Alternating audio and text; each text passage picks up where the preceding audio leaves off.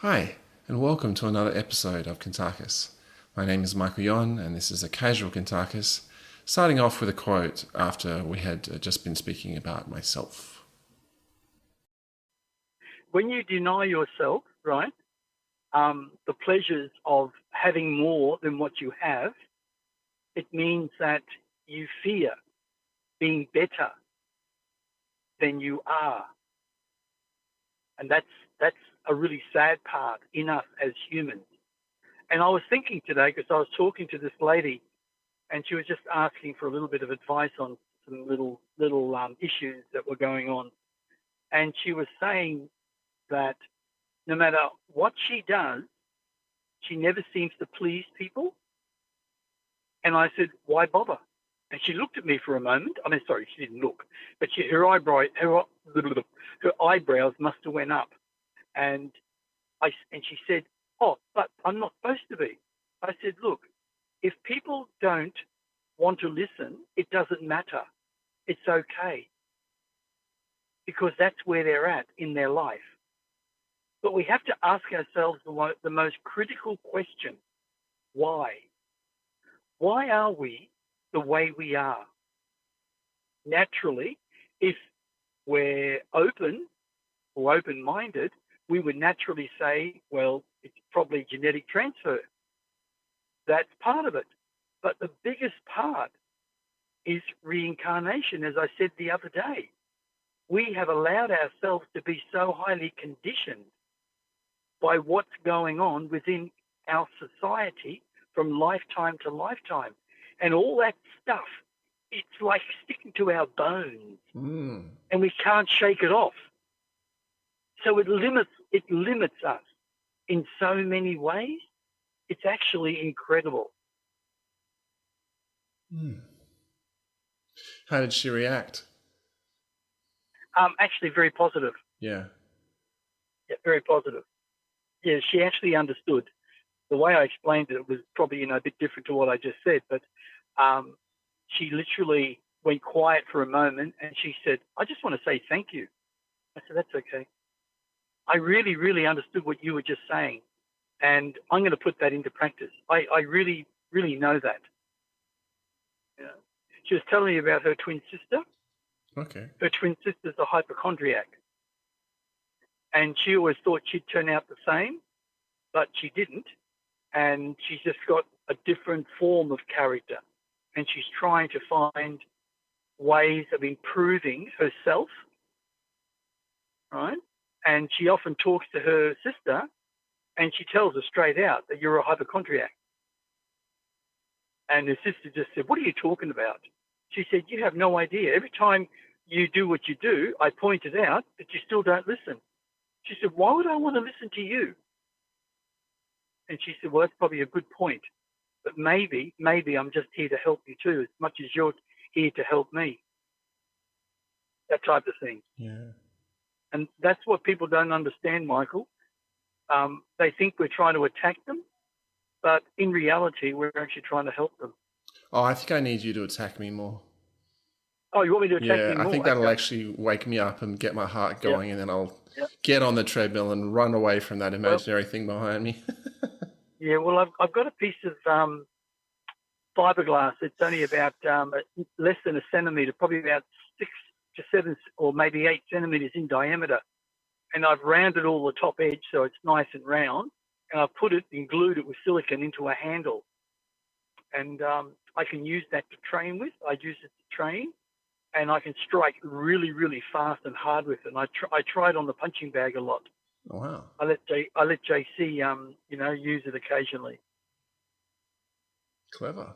You know what weapon I made up that I liked? What's that? It was simply a wooden spade with a plastic handle on the spade that was one that was, you know how they have the handles, it's perpendicular to the length of the spade. And then the spade itself was missing its main bit, the digging bit. So it was just a piece of wood. And I realized I could be quite effective with that because you can whip it around really fast because of the way that you're holding it. That's right. And it's not perfect. You'd have to learn a good technique if you were fighting with it, because you can't control it as well as you could if you could really have like a hand or two on the actual shaft. But it was, I mean, wow, like the amount of whip force you could get on the end of it was really good. Well, I'm not bragging here. I mean this. I'm not bragging at all. But with my Kylie stick, I could hit a person 3 times in the face, on the side of the face, wherever, before they even realised they were hit. Wow. That's no joke. Yeah, wow. And that's only because I've trained all my life. My arms, for a person that's supposed to be like 76, it's just such a joke. The positions that I can put my hands in, and the fast movement, people would not believe that I'm in that physical so-called age group. Right? I never, ever, ever look at myself as this age group, because that's where we falter. We don't have the understanding to realise that we are ageless, and our thoughts are what makes us grow old and haggard and useless. Only our thoughts, because of our conditioning. And the conditioning is what ends up putting us in a grave. And that's the sad part. Maybe you can just send from a distance just 3 whacks to the face for me occasionally. Oh, no, mate, I'd hurt you. I wouldn't do that. Even from a distance, even from a spiritual point of view. Yeah, I know. Well, yeah. It might work, and I'd be like, oh my God, damn it. I am fortunate. I don't Michael, get... yeah, Michael sends me a photo saying, look what happened to me. I felt, I was standing in the kitchen just washing a dish, and suddenly I felt these massive whacks on my face.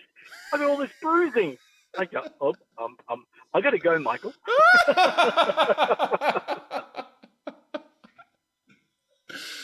I just find it like, I don't mind mentioning this on record, because it must be for the people that have been inspired by what you say as well.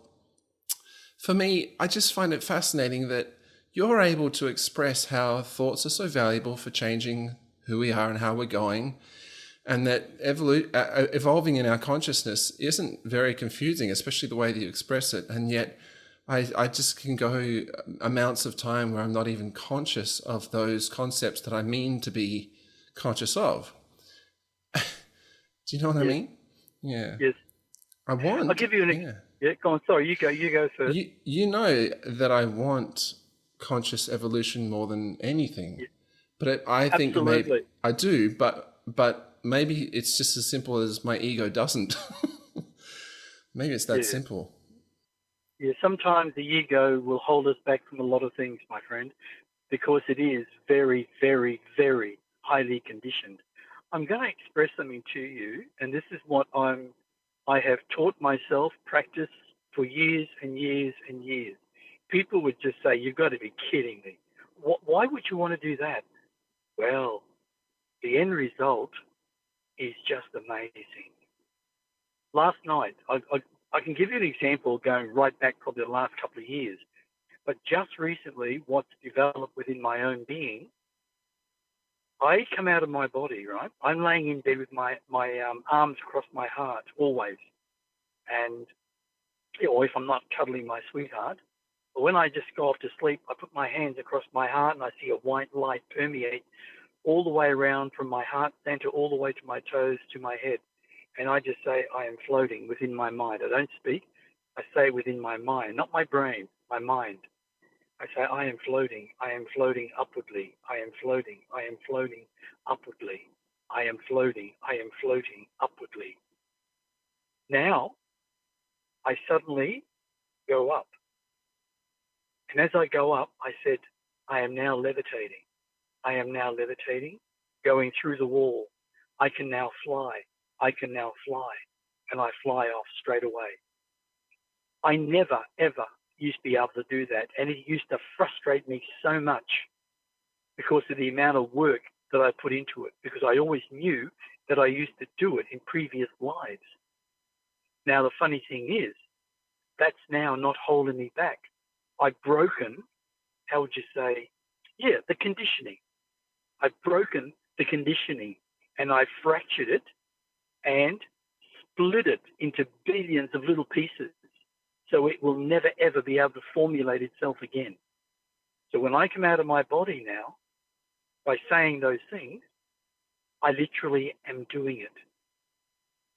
I normally don't share that, but if it helps somebody else, then let them be enlightened also.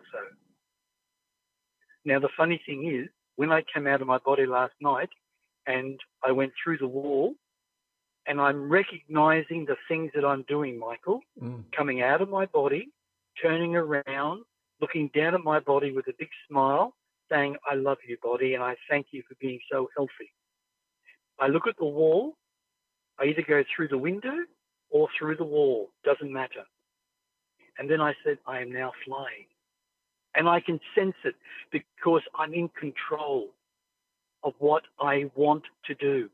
And I literally go through the wall and I say, I am now within the vibration that is fourth dimensional, where my castle is. And within moments, that's how it feels. I'm actually seeing the castle in the distance, and I fly to it very quickly. And I even do the same procedure. I walk up to where the two side gates are that would allow vehicles in.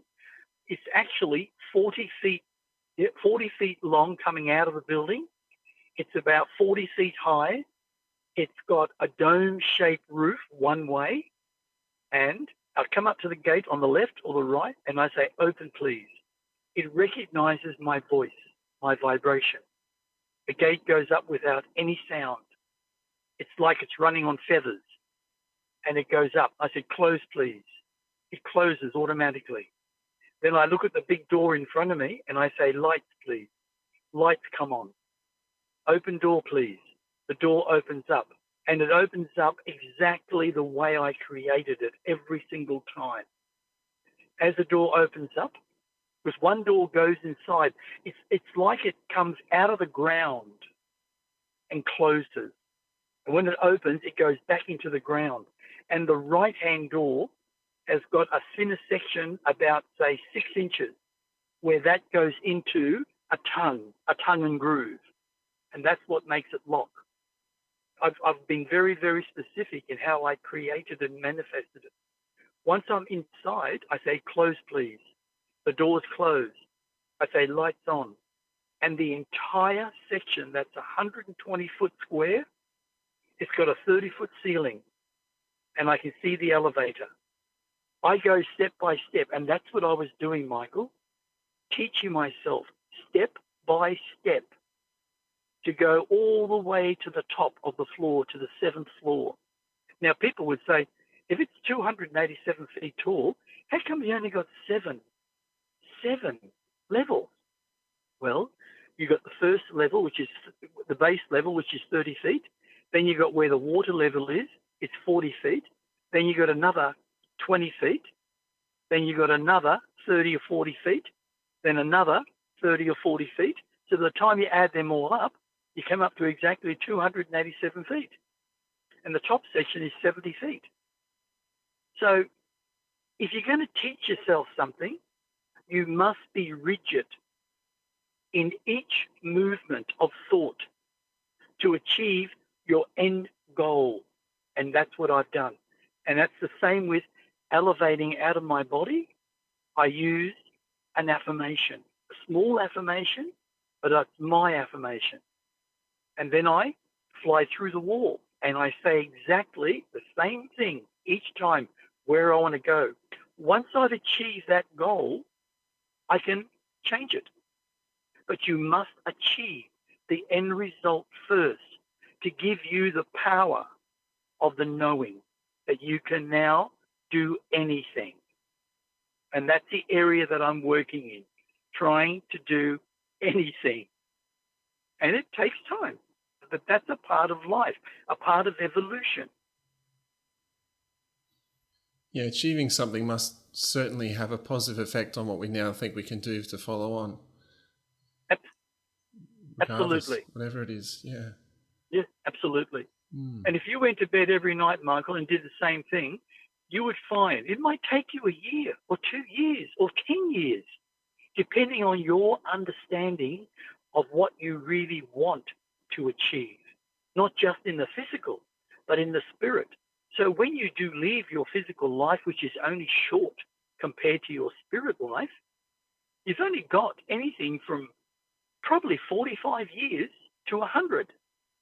Forget the rest, because very few people reach 100 or even go over 100. So if we've only got a very short existence in reality, but the spirit life is endless and timeless and ageless. That's the difference. And you don't live to time. Yeah, and so the spirit that leaves at the end, its level of consciousness depends on how we did in this lifetime. Absolutely. Mm. And it makes us limitless eventually, because we believe, we use our imagination.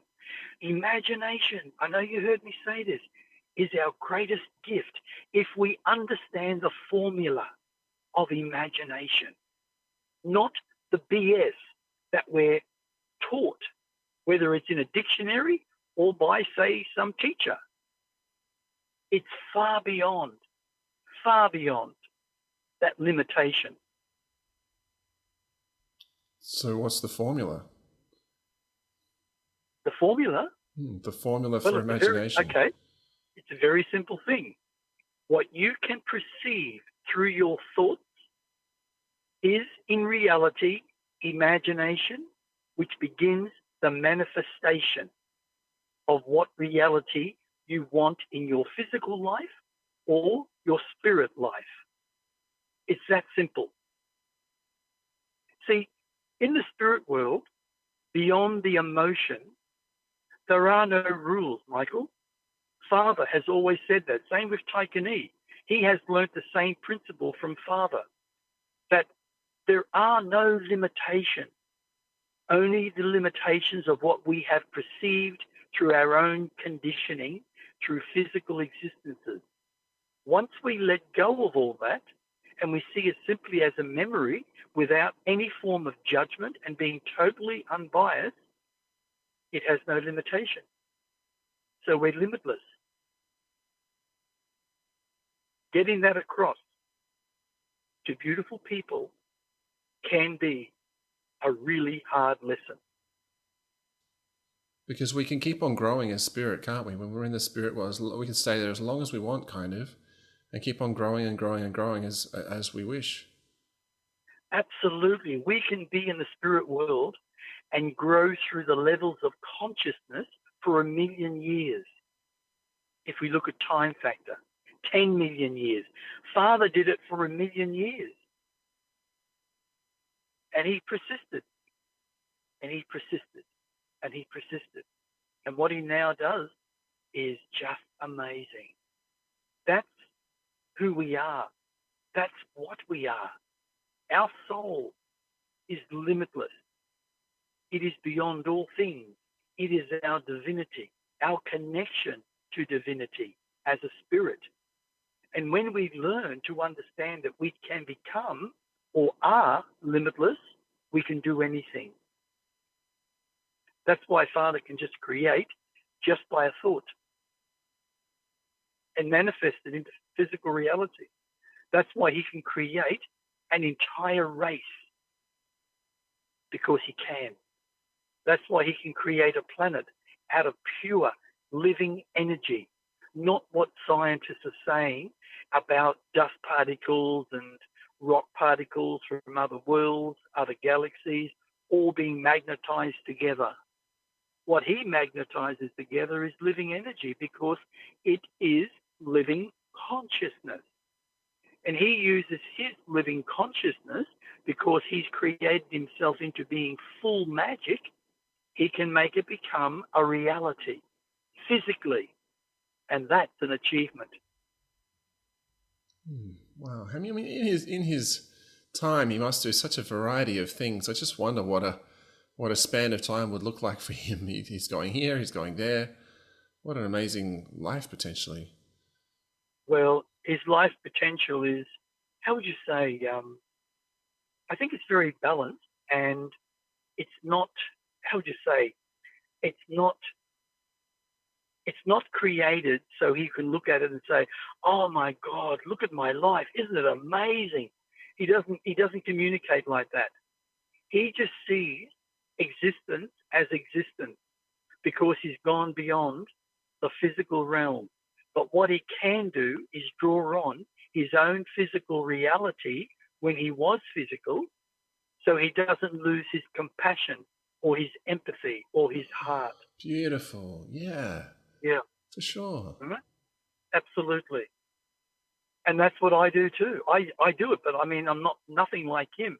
It could take me another 10 million years to even reach that type of status. But I don't care about that because I've learned what my father has said to me. Never concern yourself with what you want to achieve. Just go out there and believe you are achieving it. That is reality. If you do it the other way, along your journey, you'll create negative emotions of disappointment, and that will hold you back further. And I believe that to be 100% true. That's why if somebody says to me, "What's your qualifications when it comes to being a speaker?" I would say, I am the qualifications. I've had 50 years of speaking in groups, seminars. So I am the qualification. Just recently, I tried to join this organization, and they said to me, the only way you can join this, you must do an online course. It was going to cost me, I think, $2,300 American, right, to be part of their portfolio. And I just said, forget it. No. I'm not saying that I'm a better speaker, but I tell you one thing, you put me up in front of an audience, no matter what they are, I don't have an issue. Mm. It's because I believe in myself. Mm. And that's what we need to learn. Really, really learn and understand the meaning of believing in oneself. If you keep saying every day to yourself a dozen times, I believe in myself. I believe in myself. I can do anything because I believe in myself. I may only accomplish small things, but to me, that's satisfaction because I believe in myself. That positivity will grow and manifest into actual reality in a very, very positive way. I'm just reminded of Wallace Wattles' book, The Science of Success, and talking about bringing increase to everything. Do you remember Yes, that?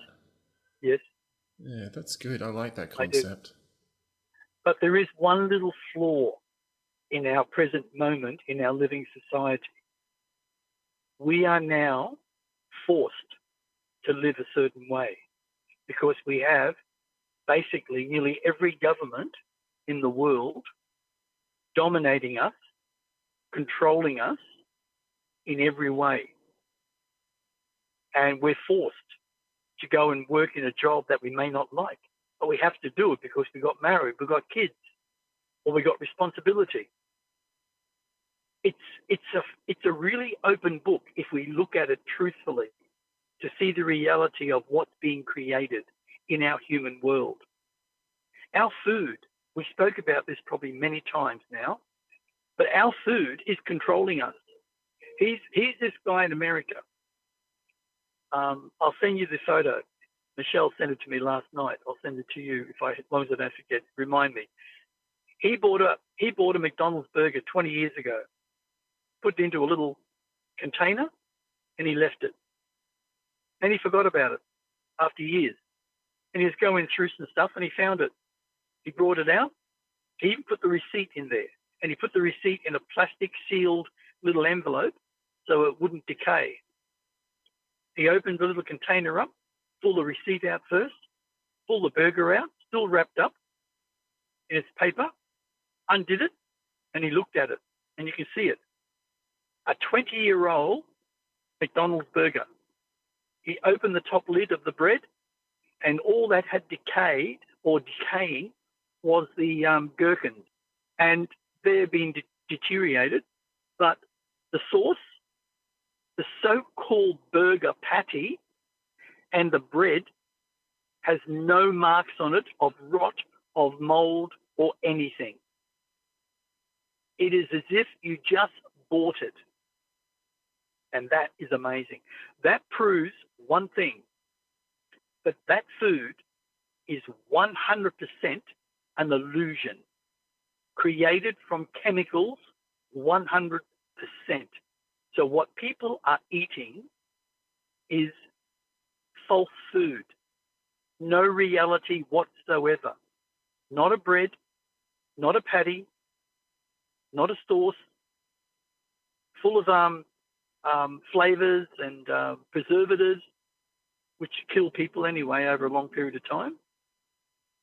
And yet people don't understand that. They just take their kids along and they have burgers and they have this and they have that. The chips are not even chips. They have this poison in the chips because it's run by the elite criminals, owned by the elite criminals. It has been from the beginning when the first three brothers sold their business and they sold it to the big empires and they just went worldwide. So it's not real food. Now, the other thing she sent me, which was very interesting, kids are always asking when they go to Woolworths or into a deli and they say, oh, can we get some of that deli meat? I love eating that deli meat. And what it is, it's like a sausage, a big sausage. And they make it in about not quite a meter length. And what it is, it's all this white and green powder. And then they put it into a big churn and churn it in water. Then they add this red dye into it. And it turns it into a different color. And eventually when it's finished, they put this plastic outer skin on it and it pumps this meat straight through it and makes this long thing. They tie the end and they showed the trays. And there's like dozens and dozens of trays with this stuff. It is 100% toxic chemicals. It's not food. And yet there are millions of parents eating it and giving it to their children day in and day out.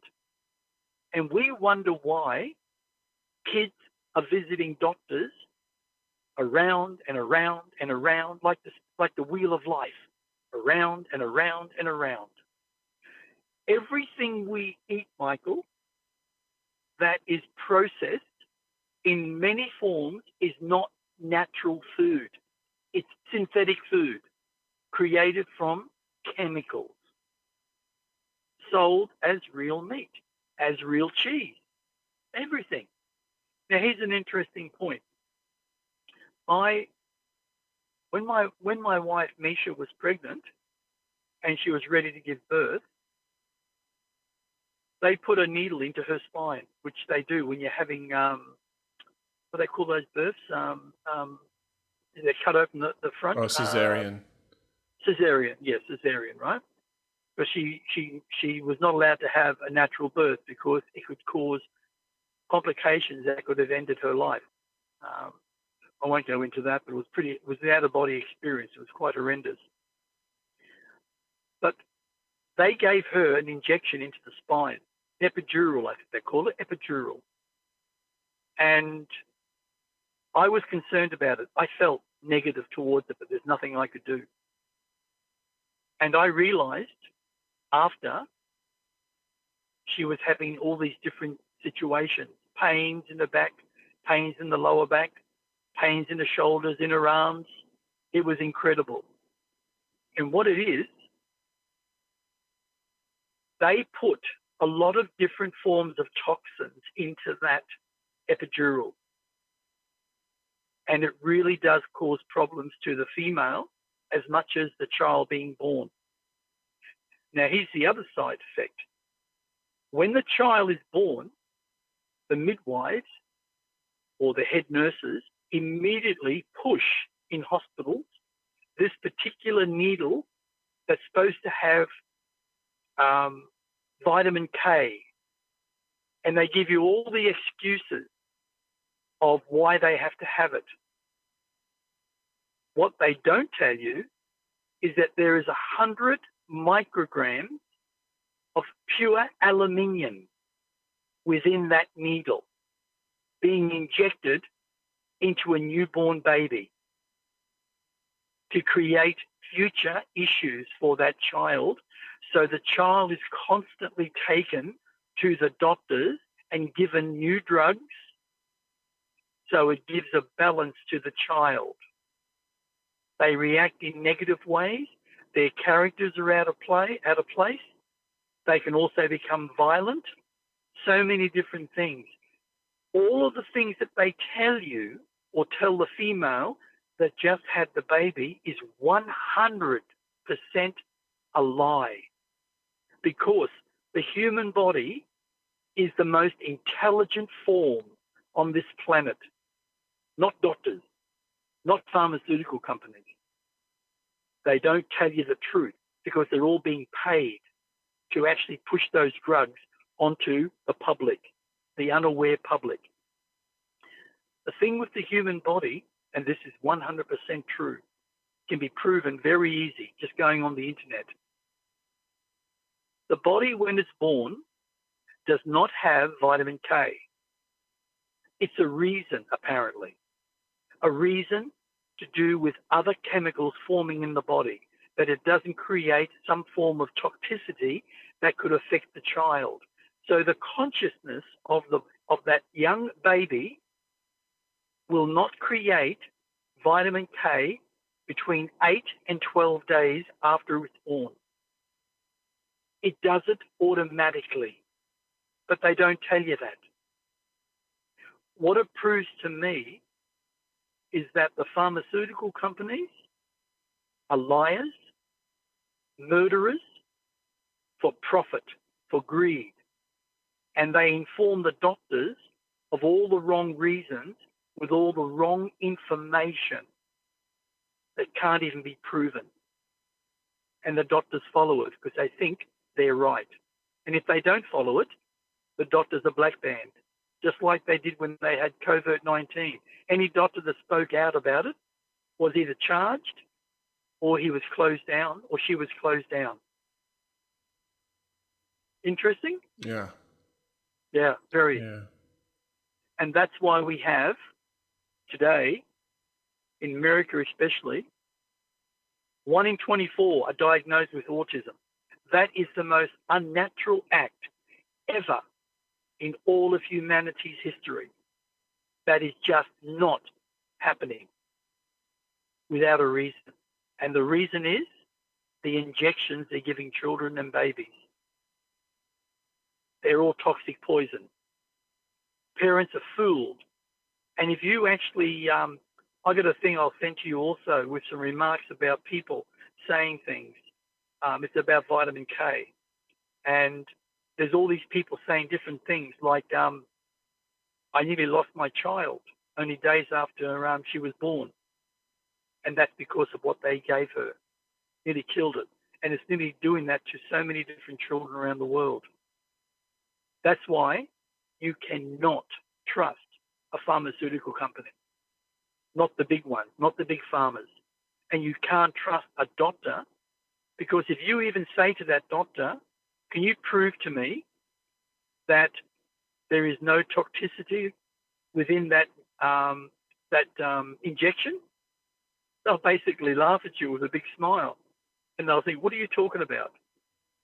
Right? Because they're so ignorant to the fact, or they know and they just won't say anything.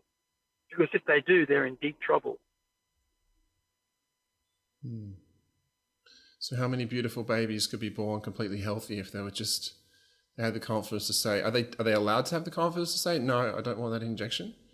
Yes, you can. Yes, absolutely. But they really, really push it, and they really tell you that if you don't have it, it could cause really dire straits in your child. They can die, right? And parents just panic, and they just listen to these idiots, these fools, who are fools, completely fools. That's why you have to do your research, and there are things out there that can help you in anything. Mm. I'll tell you one thing, mate. I don't know if you're doing this at the moment, but I know I've said this before a lot, but I've got to say it again. Activated charcoal, mate, it gives you such a clear body when it comes to cleansing, including the human brain. It takes away all the fogness. It cleans out all the garbage in your body. It is a miracle within itself. And I'm the living proof. And it's just a level teaspoon in water before you go to bed Yes. once Yep. or twice a week. And if you first start on it, just do it once a week, every 7 days. Before you go to bed, take a level teaspoon, stir it in the water. Just be careful because you get black powder. I'll tell you one thing, it causes problems if you drop it onto a white sheet. You'll never get it out, I can tell you. and yet, it cleans the body out completely. Cleans your blood. Makes you feel good. I trained, like not last night. Oh, sorry, yeah, last night I took one. 2 nights ago I took it also. I just felt I wanted to, and I took it before I trained, and I trained on the rebounder, and I did an hour and a half on the rebounder, really really madly, and then I did another 45 minutes of other exercises with isometrics and all that. I woke up the next day, and I had no pain, and yet I trained yesterday, really heavy again. I was feeling tired. I laid down, but I couldn't go off to sleep just after I finished training. So I got JC's dinner and made my dinner and all that type of stuff, and Michelle made her dinner, and I was fine. I went to bed, closed my eyes, I was gone, completely gone. And I woke up this morning, no feeling of pain in my body whatsoever, and yet I trained so hard. Love it. Yeah, wow, that's fantastic. It's cleaning all the acid, the acidic acid out of your body that your body does produce naturally. But in a lot of people, there's too much, and it causes all sorts of ailments. And I mean all sorts of ailments. You go to a doctor, do you think they're going to tell you that you have too much acidic acid in your body? No way. All I do is pump you full of drugs. That's their answer to everything. But also, that's the sad part. The activated charcoal will take out some of the nanoparticles as well. Absolutely. Because the nanoparticles are in your blood, mate. They flow through your blood first into your organs, right? The funny thing about activated charcoal, it flows everywhere. It flows throughout your blood, throughout your organs, throughout your liver, your kidneys, your pancreas, everything. It flushes everything. It cleans out your bowels, everything. That's the beauty. It is one of the most natural products, and it's made from coconut shell. And the interesting thing, I've said this before, if you actually look at a particle of it, the powder itself, but a particle, microparticle, nearly, you'll actually see it has caverns. And that's what takes all the garbage in that's in your body as it goes through your blood, your internal organs, and wherever else it goes. It even goes through your brain, by the way, cleans your blood that goes through your brain. And it takes away the fogginess, because we are being bombarded 100% with chemtrails. I got a very small little video of a guy by the name of Prince, the singer. You know him? Yeah, I saw the video you're talking about. Yeah. You saw it? I've Brilliant. seen it, yeah. Misha sent it to me, but I also saw it only days before as well. He's talking about how he always used to notice the chemtrails. That's right. Yeah, Prince. And also, within a very short period of time, all he could hear was yelling and arguing and fighting going on in his whole neighbourhood. Mm. And that's interesting, mate, because that's what they're doing. They're trying to ignite us. That's why we have so many people going around shooting and killing and doing all sorts of ridiculous things. Because they're trying to get us all aggro. Another thing too, you might have seen this one. what's her name? Anna Marie. She's now got information from around the world from 2016 up to 2024. The rate has increased by at least 50% when it comes to microparticles of plastic within the human body, and it causes the biggest death rating in the world called dementia. And they're actually doing testing on bodies around the world very quietly, and they're finding all these people who have died, whether they're vaccinated or unvaccinated. They're all dying of dementia, and the reason why, it is the microparticles that they're putting into the air, which eventually settles into the food industry. And we're eating it. We're eating it all the time. Drinking it and eating it and breathing it. Now, the interesting factor of that, on Wednesday afternoon, I picked up JC. I wait up at the gate now for him. And as he came up, he looked up in the sky and he said, "Look at that, Daddy." And I turned and looked, and there's a lot of cloud around, but there's two military aircrafts. And they were the ones that we saw, my wife and I, when we were coming home from Caloundra, going through on the highway out of Ipswich. And there was one and on the left. And Misha said, "I mean, look at it. It's coming down, but it's not coming down like a normal plane." And it was literally hovering. I mean, what massive plane hovers? There's no massive jets. You know how they use jets underneath, and they use that force to hover, but there was none. Now, these two planes were identical, light grey in colour, very unusual shaped, and they were massive, big planes.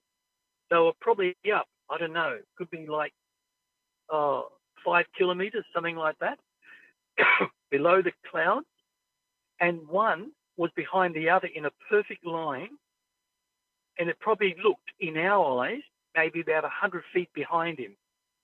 And they were just going across the sky very slow, and I mean slow. That is unusual, very unusual, because a plane that's huge normally travels in the sky anything from 300 to 400 kilometres per hour. And they weren't. And I reckon what they were, they were planes that put out chemtrails or something like that. Yeah. My son was fascinated. He said he spoke out quite loud, and a few people heard him. He said, Dad, they're the planes that we saw over Ipswich. And he said they were putting out chemtrails, weren't they? And people turned around and looked. I said, "That's right, son, 100%. Well, yeah. Yeah. I wonder how many they actually employ every day to do all the chemtrails that they do. I wonder how many planes are actually doing what they do. It must be Well, heaps. I think it must be heaps. In America, apparently, it's massive. Yes. You know, the funny thing is, why would a government tell the Air Force to drop all this stuff over each state of Australia, where they have children, these politicians, they breathe the same air, they more than likely eat the same food? Why would they do that? Does it make any sense? Well, maybe they're convinced really. it has something. Are they maybe convinced it has something to do with the weather or something? Oh, mate, I don't think so, because the World Health Organization, controls all these governments, 194 governments. Oh, by the way, just to let you, so I don't forget, as you know, Donald Trump, as the American president, has completely pulled away from the World Health Organization, right? Yeah. The WHO. The other day, or yesterday it was, I saw Argentina has also done the same thing. Excellent. So has El Salvador. They pulled away quite a while ago. And also, I believe Chile has also. But I think you'll find it's going to happen more and more. I've got a feeling that it's going to happen more and more, which is a positive thing. So he pulled a whole lot of funding from the WHO, didn't he? 500 million. 500 million? Yeah, $500 million a year they were giving to the WHO. It was 1.3, I think, billion dollars per year from other countries around the world. But America was the biggest contributor, 500 million. That's good news. It is good news, Nate, yeah.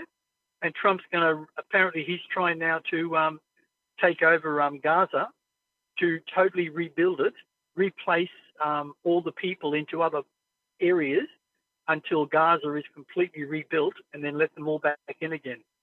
And everyone apparently is objecting to it, thinking that he wants to dominate and control Gaza.